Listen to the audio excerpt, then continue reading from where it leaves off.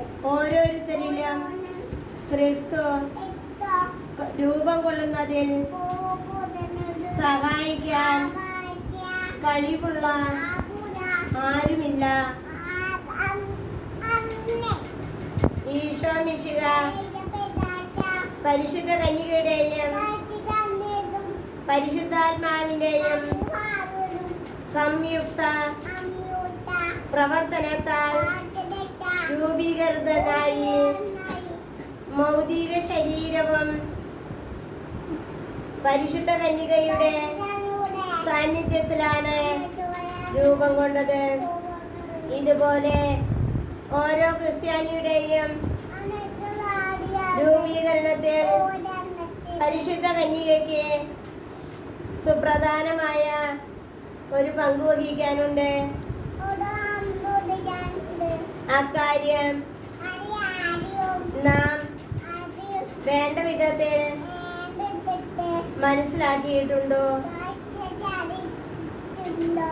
ആധ്യാത്മിക യുഗത്തിൽ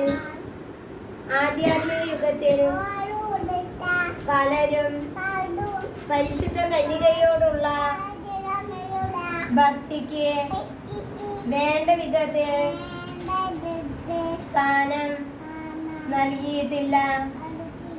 തന്നിമിത്തം നാം ഇന്ന് ഒരു വിശ്വാസ തകർച്ചയെ അഭിമുഖീകരിക്കുന്നു. പരിശുദ്ധ കന്യകയോടുള്ള ഭക്തി മന്ദീഭവിക്കുമ്പോൾ വിശ്വാസ തകർച്ച ഉണ്ടാകുമെന്നുള്ളത്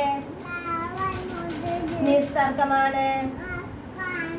ഇന്ന് ലോകവ്യാപകമായ വിധം പാപപങ്കിലമായ ധാർമ്മിക അധമതലം മുതലായവയാണ് അതിന് കാരണം.